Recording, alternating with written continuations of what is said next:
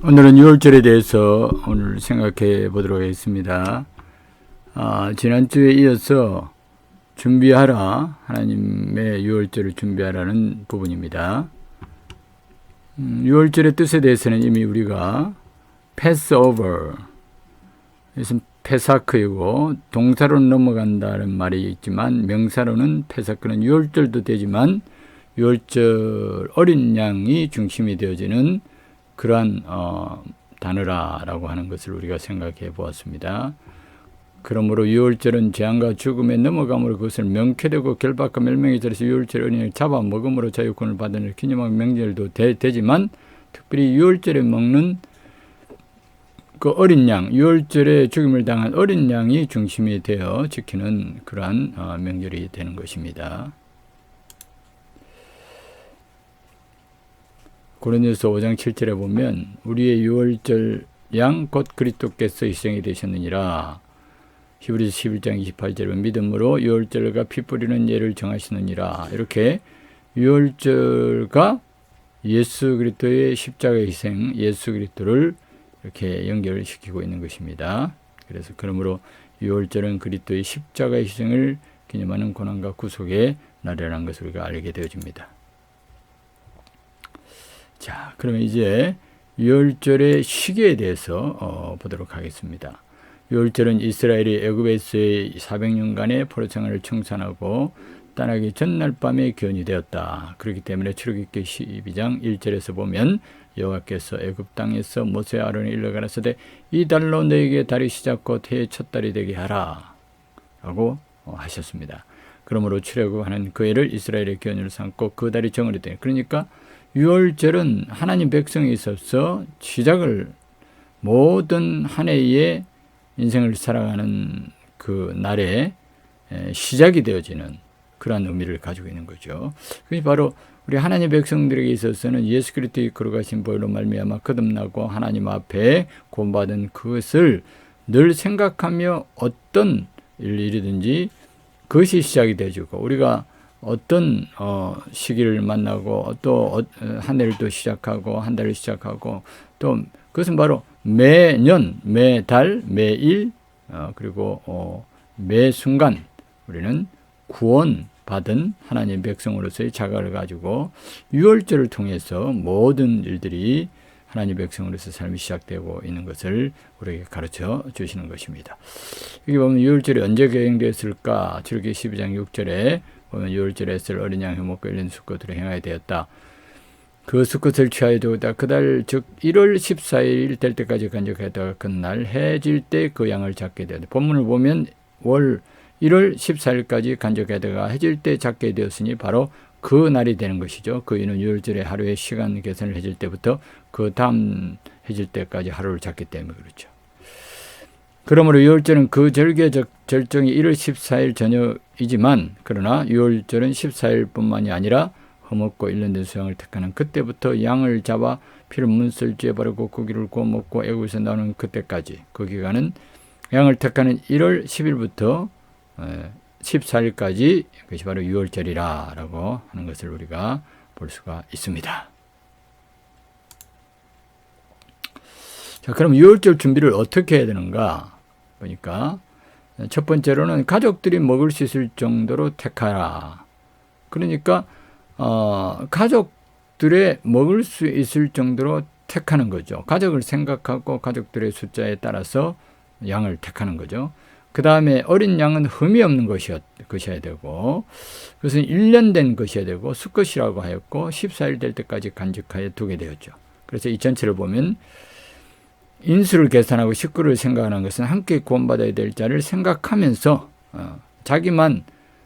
자기의 구원만을 생각할 것이 아니라 온 식구들 또 사랑하는 이웃과 또 자기와 관계된 사랑하는 사람 중에서 특별히 함께 구원받아야 될 사람을 사랑하고 그들을 위해서 준비해야 되고 그들을 생각하면서 유월절을 지켜야 되는 것을 우리에게 말씀하시고 있고요. 4일 동안 간직하라라고 하는 것은 구원받고 구원을 함께 누리기까지 예수 그리스도를 깊이 생각하고 어린 양을 준비하고 어린 양을 생각하고 어린 양을 바라봐야 되는 마찬가지로 우리는 구원의 하나님의 은혜를 경험하기까지는 어린 양을 깊이 생각하는 가운데서 하나님의 구원의 역사가 우리 가운데 힘있게 나타나게 되는 그 준비 과정에 있음을 우리에게 말씀하고 계십니다. 자, 그러면 이제 우리는 이제 6월절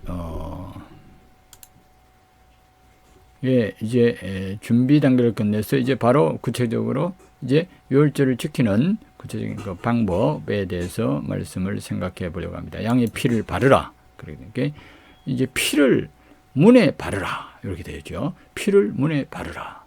피를 문에 바르라. 여기 보니까 출애굽기 12장 7절에 그 피를 양을 먹을 집자 문설주와 임방에 바르고 그래서 이제 이 말씀 속에서 우리는 그 중요한 세 가지 단어를 주목하게 되는 것이죠. 첫 번째는 피, 그 다음에 두 번째는 문, 그 다음에 바르라 라고 하는 것이죠. 먼저 피에 대해서 생각해 보려고 합니다.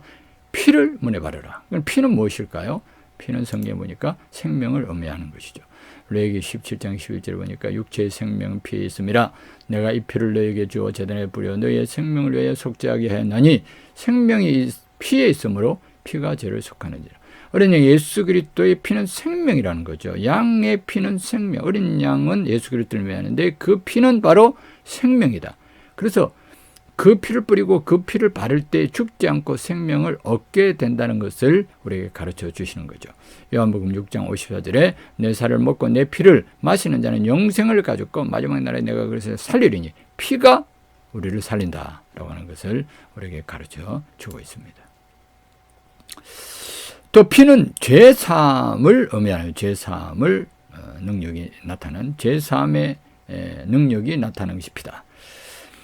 마태복음 26장 28절을 보니까 이것은 죄사함을 얻게 하려고 많은 사람을 위하여 흘리는 바 나의 피 곧 언약의 피니라.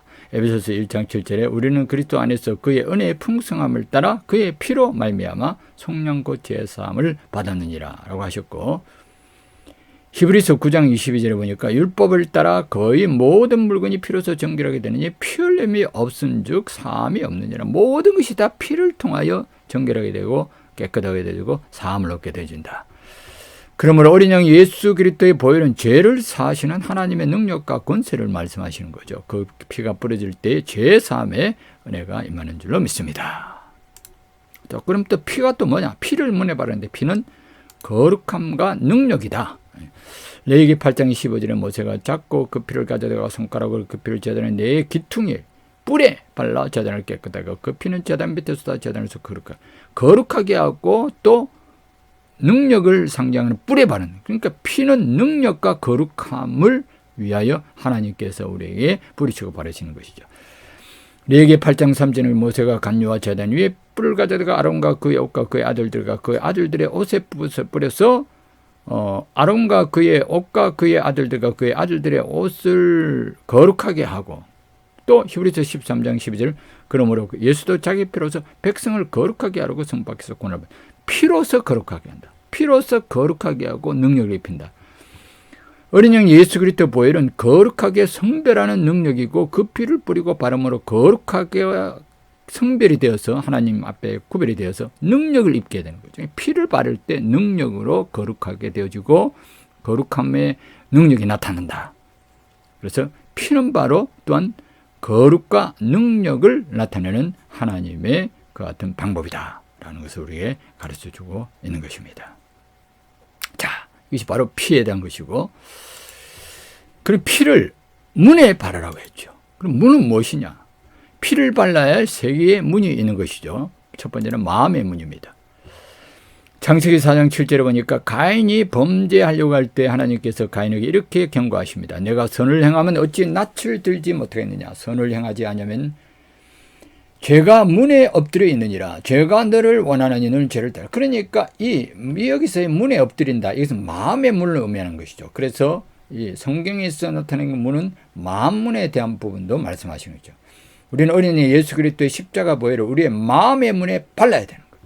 그래야 그 피가 우리의 마음의 문의 역사에서 우리의 생각과 뜻을 하나님께서 그 피로 말미암아 생명을 주고 거룩하게 하고 또 하나님 앞에 성별하고 또 하나님 앞에 또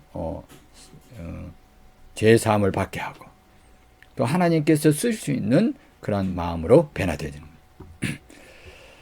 히브리서 9장 14절에 하물며 영원하신 성령으로 말미암아 흠없는 자기를 하나님께 드린 그리스도의 피가 어찌 너희 양심을 죽은 행실에서 깨끗하게 하고 살아계신 하나님을 숨기게 하지 못하겠느냐. 여기 보십시오. 우리의 양심, 마음에 뿌려야 돼. 마음의 문에 바를 때 우리의 마음속의 생각과 뜻과 모든 의지를 우리 하나님의 그 능력을 따라 예수 그리스도의 거룩하신 보혈이 깨끗하게 하고 사하고 생명을 주고 능력을 주고 거룩하게 구별한다. 히브리서 10장 22절에 우리가 마음의 뿌림을 받아 마음의 피 뿌림을 받아 양심의 악을 깨닫고 몸을 맑은 물로 씻으신 참 마음과 온전한 믿음으로 하나님께 나가자.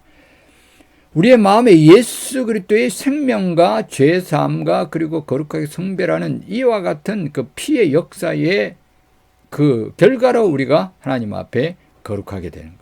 그러니까 마음에 뿌려야 되는 거예요. 예수 그리스도의 보혈을 마음에 바르고 마음에 뿌려라. 마음문에. 여기에 피를 문에 바르는 또 문은 또한 가정의 문입니다. 여기 보니까 출애굽기 12장 7절에 그 피를 양을 먹을 집 좌우 문설주와 임방에 바르고 옷을 그렇게 말씀해요. 그러니까 양을 먹을 집 좌우 양은 먹을 집에 바깥에 어디 뜰이나 뭐 어떤 그게 아니라 집에 바르라. 출애굽기 12장 22절에 우슬 좀 묶음을 가져다가 그릇에 담은 피를 저기서 그 피를 문 임방과 좌우 문설주 뿌리고 아침까지 한 사람도 자기 집 문 밖에 나가지 마라. 그 문 안. 그래서 집문 밖에 나가야 집문에 바르기 때문에 집문 안에 있다는 거죠. 하나님께서 애굽 사람들에게 재앙을 내리고 지나가실 때 문림방과 좌우문설주 피를 보시면 여호와께서 그 문을 넘으시고 멸하는 자에게 너희의 집에 들어가서 너희를 치지 못하게. 그러니까 집에 바르라. 집문에 바르라. 집은 가정을 의미하는 거죠. 하나님 백성들의 집과 가정에 어린 양 예수 그리스도의 피를 뿌리고 바를 때 생명의 보호를 받고 그한테 죄사함을 받게 되고 그 가정이 하나님 앞에 거룩하게 구별되어 쓰임 받을 수 있는 하나님 백성의 권세를 나타내고 세상을 이길 수 있는 큰 역사가 나타나게 되는 것을 우리에게 말씀하고 계십니다. 뿐만 아니라 이 문은 피를 문에 바른 이 문은 사업과 인생의 성도들의 살아가는 사업과 그들의 기업과 그들의 사명과 그들의 모든 살아가는 삶의 인생의 현장 속에 인생의 문에 바르라. 그렇게 하시죠. 베드로전서 1장 2절에 곧 하나님 아버지 미리 아심을 따라 성령이 거룩하게 하심으로 순종하게 예수 그리스도의 피뿌림을 얻기 위하여 택하심을 받은 너에게 편지하느니 은혜와 평강이 너에게 더욱 많을 때 은혜와 평강이 너에게 더욱 많을 때 피뿌림을 받기 위하여 택함 받았다. 그러니까 성도회라고 하는 하나님의 기업은 우리는 바로 하나님 우리 자신의 인생 위에 예수 그리스도의 피뿌림을 하나님께서 우리에게 은혜를 주시기를 원하신다. 그래서 우리를 택하셨다 그랬죠. 우리의 인생은 어린 양 예수 그리스도의 거룩한 피로 뿌리심을 받기 위해 선택되었고 우리의 인생의 기업에 피 뿌림을 받을 때 거룩한 백성이 됐고 거룩한 사명을 감당할 수 있는 것입니다. 레위기 8장 30절에 모세가 관유와 제단의 피를 가져다가 아론과 그의 옷과 그의 아들들과 그의 아들들의 옷에 뿌려서 아론과 그의 옷과 그의 아들들과 그의 아들들의 옷을 거룩하게 했다는 거죠. 그러니까 그 인생이 쓰임받고 그 삶이 하나님 앞에 아름답게 쓰임받기 위하여 그 인생 자체 위에 그 삶 자체 위에 하나님의 어린 양 예수 그리스도의 거룩하신 피가 뿌려져야만 될 것을 우리에게 가르쳐 주고 계시는 겁니다. 자, 그러면 이 피를 문에 바르라고 했는데 어떻게 바르나? 이 바른다고 하는 말씀에 대해 생각해 보려고 합니다. 피를 문에 바르라. 피를 바르는 것은 세 가지 방법이 있습니다. 첫 번째는 믿음으로 바르라. 그렇게 말씀했죠. 로마서 3장 25절에 이 예수를 하나님의 그 피로 인하여 믿음으로 말미암아 한목제물 믿음으로 말미암아 하나님의 아들 예수 그리스도의 그 피가 역사하는 거죠. 우리가 어린 양 예수 그리스도의 피를 믿을 때 그 피가 우리의 심령과 가정과 우리의 인생과 사업 위에 뿌려지는 거예요. 그러니까 믿을 때 뿌려지는 거예요. 믿을 때 우리의 마음속에 예수 그리스도의 피를 믿을 때 히브리서 11장 28절에 보니까 믿음으로 6절과 피 뿌리는 예를 믿음으로 피 뿌리는 예를 정했다. 믿음으로 피를 바르고 믿음으로 피를 뿌리고 믿음으로 말미암아 피의 역사가 나타나게 됩니다. 이는 장자멸한 자 죄를 건드리지 않고 구원하기 위한 구원의 역사들 피를 믿음으로 피를 뿌리는 것을 통하여 믿을 때 피 뿌리는 역사가 나타난다. 우리에게 말씀하시죠. 피를 문에 바르라고 했는데 어떻게 바르느냐? 또한 기도로 바르는 것을 우리에게 말씀하시죠. 레위기 4장 7절에 보니까 제사장은 또 그 피를 여호와 앞곳 회막 안 향단불에 바르고, 여기에 향단불에 바르라는 것은 하나님 앞에 들어지는 기도의 향기에 그 뿔에 그 피가 뿌려질 때 비로소 하나님 앞에 그 향기와 함께 피의 역사가 하나님 앞에 나타나게 됩니다. 그러니까 기도로서 우리가 피를 뿌리고 기도로서 피를 바르는, 기도의 향단에 그 뿔에 피가 발라졌다는 게 기도할 때의 그 피의 능력이 모든 영역에 심령과 가정과 직장과 인생의 사업 위에 역사하고 바르게 되어지고 뿌려지고 나타나게 된다. 어린 양 예수 그리스도의 피는 기도의 향단에 뿔을 발라 그 향단을 거룩하게 하여 하나님께 연락되는 기도가 되게 하십니다. 그러므로 우리가 그 보혈의 능력과 권세를 의지하고 기도할 때 예수 그리스도의 보혈을 우리의 심령과 가정과 인생의 기업에 뿌리고 바르게 되는 줄 믿습니다. 그리고 그러므로 우리는 예수 그리스도의 거룩하신 보혈을 의지하고 그 보혈의 능력을 우리 삶 속에, 우리의 인생 가운데, 우리의 심령과 가정과 직장과 우리의 모든 인생에 걸어가는 길에 적용하고 바르기 위하여 하나님 앞에 예수 그리스도의 거룩하신 보혈의 능력을 붙들고 그 피를 기도로서 부르짖고 기도하여 바르고, 그렇게 되질 때 하나님의 예수 그리스도의 거룩하신 보혈의 능력이 역사하고 나타나게 됩니다. 그게 바르는 거다. 그게 뿌리는 거다. 그렇게 할 때 기도로서 뿌려지고 그래서 바르게 된다. 그렇게 말씀하시는 것이죠.